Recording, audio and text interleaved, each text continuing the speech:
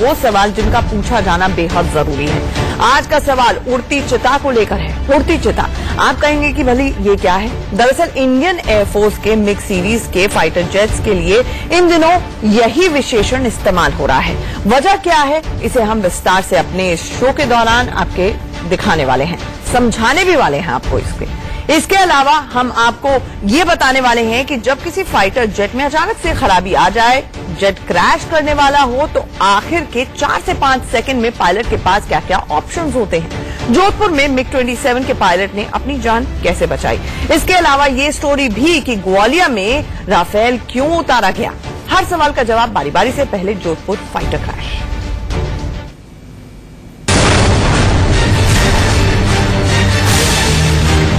भला चिता भी कहीं उड़ती है? सुनकर यकीन नहीं होता, देखकर शायद आप यकीन कर लें।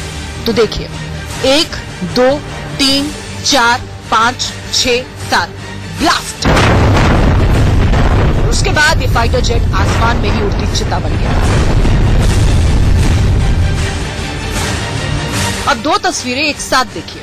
आसमान में उड़ रहा फाइटर जेट कैसे बम बन गया और फटकर जमीन पर गिरा तो क्या हालत हुई। इन उड़ती चिताओं को रोकना अब इसलिए जरूरी हो गया है कि अगर ऐसे हादसे किसी दिन दिल्ली, मुंबई जैसे बड़े शहर पर हो गए तो अनर्थ हो जाएगा। संयोग से ऐसे हादसे उन इलाकों में हुए हैं जहां आबादी ना के बराबर है। जरा सोचिए, अमृतसर से कोई फाइटर जेट उड़े और चंडीगढ़ के ऊपर क्रैश हो जाए। ऐसे ही जोधपुर एयरवेज से MiG-27 उड़े और शहर के ऊपर आकर क्रैश हो जाए, फिर जमीन की हालत क्या होगी। ये बातें डरावनी है, लेकिन जो हालात बनते हैं उसमें ऐसा किस दिन हो जाएगा, इसकी आशंका बढ़ती ही जा रही है। जोधपुर में MiG-27 क्रैश हुआ, लेकिन गनीमत ये रही कि फाइटर जेट MiG-27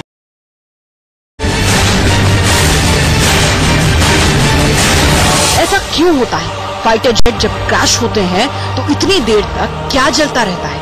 इतना धुआं किस चीज का उठता है? बहुत छोटी सी बात आपके दिमाग में आती होगी कि पेट्रोल यानी फ्यूल, लेकिन कितना फ्यूल? 800 लीटर। जी हाँ, MiG-27 का टैंक 800 लीटर का होता है और एक बार फाइटर जेट को टेक ऑफ करने से पहले टंकी फुल करा ली जाती है। यही एविएशन फ्यूल इस चिता में इतनी आग भर देता है कि वो जहाँ गिरे वहाँ की मिट्टी जलकर राख हो जाए। जोधपुर में क्रैश के ठीक बाद की तस्वीरें देखिए।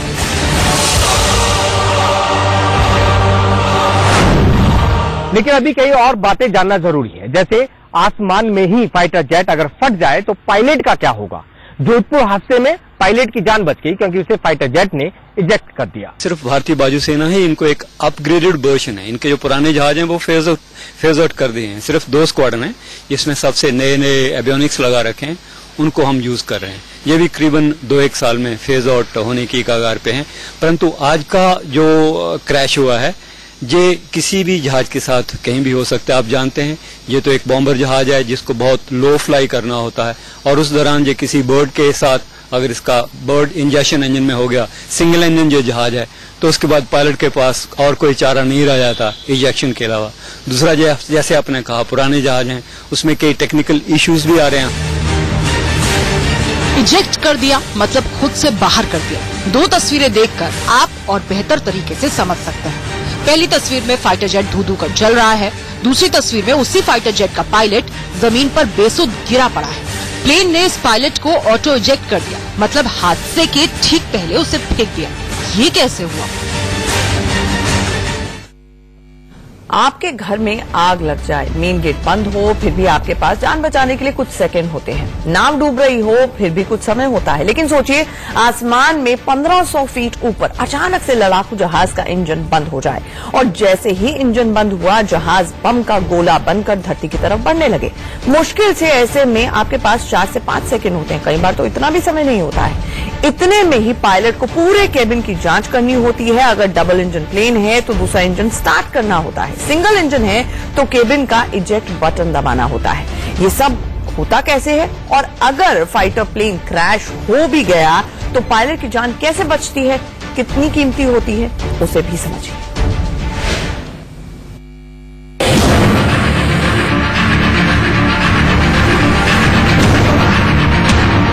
उड़ती चिता से कूद कैसे बच जाते हैं पायलट? MiG-27 तो क्रैश हो गया, गनीमत है कि पायलट बच गया। लेकिन पायलट बचा कैसे, उसे समझने के लिए ये वीडियो देखिए। ये फाइटर जेट आसमान में करीब 1200 फीट की ऊंचाई पर है। स्पीड है करीब 1500 किलोमीटर प्रति घंटे के आसपास। अचानक इसके इंजन में कुछ खराबी आ जाती है। फाइटर जेट हवा में ही हिचकोले खाने लगता है। तभी अचानक इसका केबिन खुल जाता है और पायलट पैराशूट के साथ बाहर आ जाता है। ये सब फ्रैक्शन ऑफ सेकंड में होता है। रिटायर्ड एयर मार्शल कपिल काक कुछ और बारीकियां बताते हैं।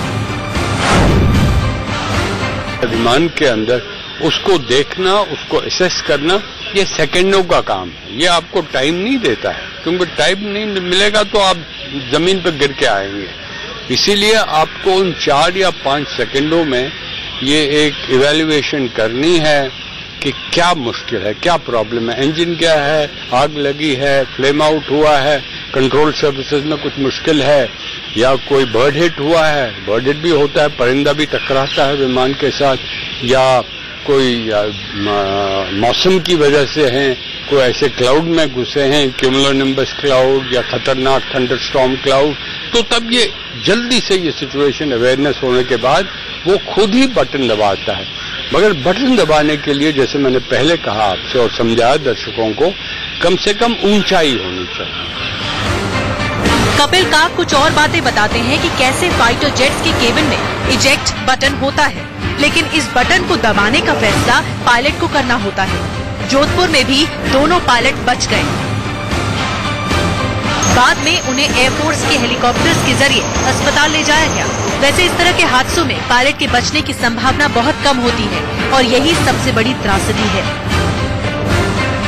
क्योंकि आप नए फाइटर जेट्स तैयार कर सकते हैं, लेकिन ट्रेन्ड पायलट तैयार करने में बहुत तरह की दिक्कतें सामने आती हैं। दुर्घटनाग्रस्त हो भी जाए विमान तो आप खरीद सकते हैं, मगर अगर आपका पायलट मारा जाता है, वो सबसे बड़ा दुख देश को है। क्यों? एक तो जो पायलट है उसकी ट्रेनिंग के लिए बहुत खर्चा होता है, और उसकी ट्रेनिंग में अगर आप सोचेंगे 40 और 50 करोड़ तक रुपया लगता है, तो मतलब एक तो वो है। अगर आप 40 और 50 करोड़ देखें भी कोई दे दे आपको, तो उससे आप ट्रेन पायलट नहीं ला सकते ना। ट्रेन पायलट के लिए आपको वक्त की जरूरत है, ट्रेनिंग की जरूरत है, विभिन्न तरीकों से, कभी समुद्र पे, कभी पहाड़ियों में, कभी खारे में, डेजर्ट्स में। तो इन सारे टेरेन्स में, ऑपरेशनल कंडीशंस में उसको ट्रेन करना और फुली ऑपरेशनल पायलट बनाना देश के लिए एक बहुत ही चुनौती होती है। वायु सुना आपने, मिग सीरीज के फाइटर जेट्स को इसलिए उड़ती चिता कहा जाता है कि पिछले 10 सालों में 40 से ज्यादा इस सीरीज के फाइटर क्रैश हुए हैं और ज्यादातर बार हमें अपने ट्रेन पायलट खोने पड़े हैं। इसकी बड़ी वजह यह है कि मिग के फाइटर पहले बॉम्बर थे, जिनमें छोटे तकनीकी सुधार के बाद इन्हें फाइटर जेट बना लिया गया। इनकी ऊंचाई आधुनिक फाइटर जेट से बहुत कम होती है, इसलिए भी इसके क्रैश करने पर जानमाल दोनों के नुकसान का बड़ा खतरा रहता है। तो सवाल उठता है कि मिग सीरीज के विमान में आखिरकार दिक्कत क्या है। एक्सपर्ट कहते हैं कि एक छोटी सी दिक्कत जो इसकी थी वो आखिर तक ठीक नहीं हुई है। ये दिक्कत विमान के इंजन में मौजूद RSB की है। ये ऐसा पुर्जा है जो इंजन को गति देता है। कहीं ये अचानक जाम हो जाता है, जिससे हवा में ही ये 1 सीटर फाइटर पूरी तरह से बंद पड़ जाता है और फिर उड़ती चिता की तरह लहराता हुआ जमीन से आकर क्रैश हो जाता है। पिछले 4 साल में 30 मिग क्रैश हुए हैं। ये लोकसभा में खुद रक्षा राज्य मंत्री सुभाष भामरे ने एक सवाल के जवाब में कहा। इस साल यानी कि 2018 में मिग सीरीज के 2 विमान क्रैश हो चुके हैं, जबकि 2017-18 में 5 फाइटर्स क्रैश हुए।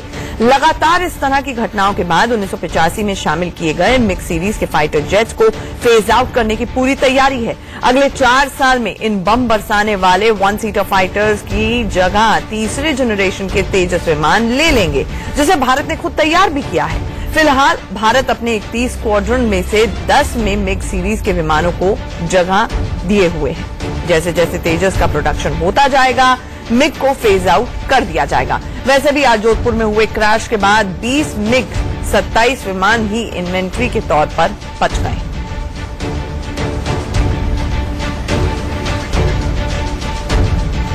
अब भले ही भारत की सेना दुनिया की चौथी ताकतवर सेना हो, पैदल सैनिकों की संख्या में हम दूसरे नंबर पर हो, लेकिन हकीकत यह है कि आज की लड़ाई एयरफोर्स लड़ता है। जीत हार आसमान में तय होती है, आसमान से ही तय होती है जीत हार, जिसमें भारत की ताकत अच्छी तो है लेकिन उसे और ज्यादा मजबूत करने की जरूरत है।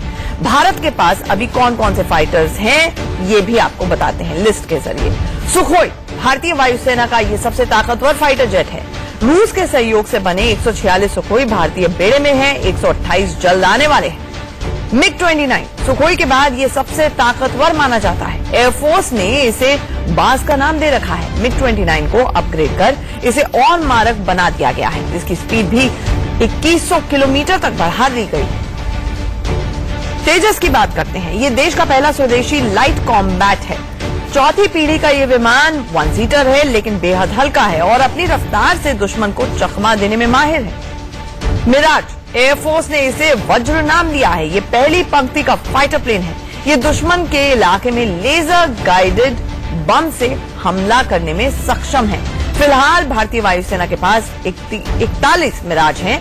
ये फ्रांस के सहयोग से मिले फाइटर्स हैं। जैगुआर एयरफोर्स ने इसे शमशेर नाम दिया है। भारत के पास इस समय 139 जैगुआर विमान है। टोही विमान दुश्मन के जहाज की जानकारी देने वाला विमान है। ये इन पर हाई फ्रीक्वेंसी वाले रेडार्स होते हैं। अभी भारत के पास 3 टोही विमान है। ग्लोब मास्टर ये फाइटर जेट नहीं बल्कि मालवाहक है। इसे उड़ती छावनी कहा जाता है, जिसमें एक साथ पूरी की पूरी यूनिट के अलावा टैंक, मिलिट्री वैन को युद्ध के मैदान में पहुंचाया जा सकता है। हर्क्यूलिस ये भी मध्यम दर्जे का ट्रांसपोर्ट विमान है। इसका इस्तेमाल भी रसद पहुंचाने के लिए किया जाता है। इसके अलावा कई मालवाहक और ट्रेनिंग विमान भारतीय एयरफोर्स के पास है।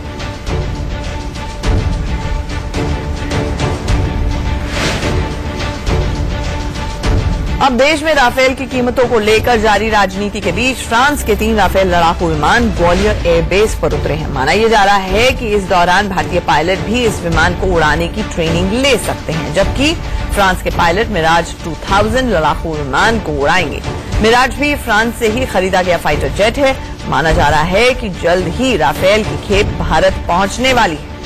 ऐसे में राफेल की ट्रेनिंग भारतीय पायलट्स के लिए काफी मददगार साबित होगी। आपको बता दें कि फ्रांस से 36 राफेल विमानों का सौदा भारत सरकार कर चुकी है।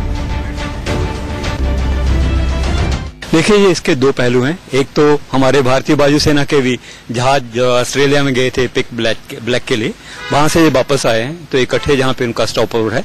तो एक तो वो जो बॉनहोमी वहां पे डेवलप हुई थी उसी को कंटिन्यू कर रहे हैं। दूसरा, जहां पर इनका ट्रेनर है उसमें हमारे पायलट्स भी उड़ सकते हैं। वास्तव में 110 जहाजों के लिए इंडियन एयरफोर्स ने RFI जो फ्लोट कर रखी है, उसमें फ्रांस की ये कंपनी भी, दासो कंपनी भी जो है वो भी रेकनिंग में है। तो उसके लिए भी वो अपना PR जो है, पर्सनल रिलेशनशिप, उसको बढ़ा रहे हैं और इम्प्रेस पॉन करेंगे हमारे पायलट्स के ऊपर भी और भारतीय वायुसेना के ऊपर भी कि ये जहाज बाकी जहाजों से अच्छा है। आप 36 जहाज तो ले ही रहे हो तो और भी हमसे ले लीजिए। तो ये उसी किस्म का एक फ्रेंडशिप काइंड ऑफ विजिट है।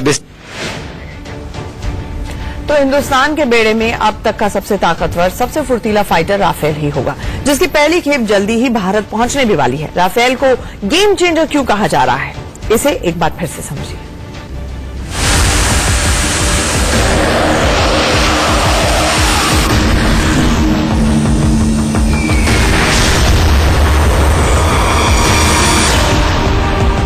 ये गर्जना, ये हुंकार दुनिया के बेहतरीन फाइटर प्लेन की है।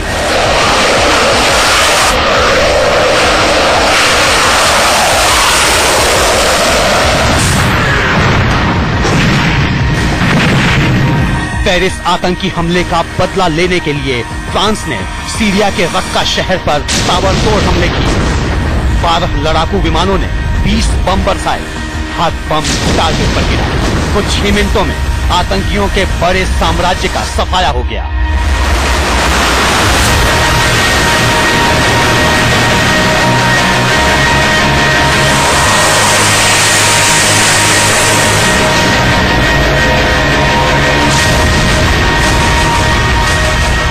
फ्रांस के जिस लड़ाकू विमान ने दुश्मनों पर कहर बरपाया उसका नाम राफेल है। फ्रेंच भाषा में राफेल का मतलब होता है तूफान। जल्द ही फ्रांस का ये तूफान हिंदुस्तान की वायुसेना का हिस्सा बन जाएगा।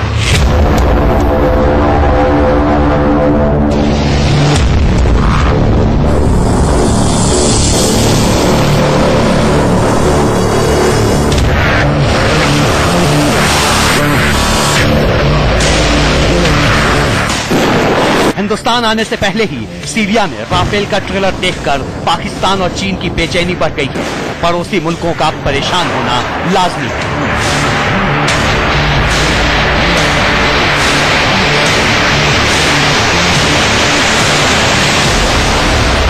दरअसल राफेल एक बार में 3700 किलोमीटर की उड़ान भरकर दुश्मन का पलक झपकते सफाया कर सकता है। इस शक्ति का मतलब समझिए, राफेल अगर दिल्ली से उड़ान भरता है तो पूरे पाकिस्तान और आधे चीन को एक बार में निशाना बना सकता है। अब पड़ोसी मुल्क के बड़े शहरों का हाल जानिए। दिल्ली से लाहौर की हवाई दूरी महज 421 किलोमीटर है। राफेल को दिल्ली से लाहौर पहुंचने और बमबारी कर लौटने में आधे घंटे से भी कम का वक्त लगेगा। दिल्ली से पाकिस्तान की राजधानी इस्लामाबाद की दूरी करीब 691 किलोमीटर है। 45 मिनट में राफेल पाकिस्तानी राजधानी में कोई भी ऑपरेशन अंजाम देकर वापस दिल्ली लौट सकता है। दिल्ली से कराची की हवाई दूरी करीब 1078 किलोमीटर है। राफेल 1 घंटे के अंदर कराची में हमला बोलकर वापस दिल्ली पहुंच जाएगा। अब चीन के डर की वजह समझिए। दिल्ली से चीन की राजधानी बीजिंग का एयर डिस्टेंस करीब 3781 किलोमीटर है। राफेल अपनी रफ्तार से उड़ा तो 2 से 3 घंटे में बीजिंग पर हमला कर वापस दिल्ली लौट आएगा। दिल्ली से चीन की आर्थिक राजधानी। प्रश्नकाल में फिलहाल इतना ही। बने रहिए हमारे साथ। इंडिया न्यूज पर खबरों का सिलसिला जारी।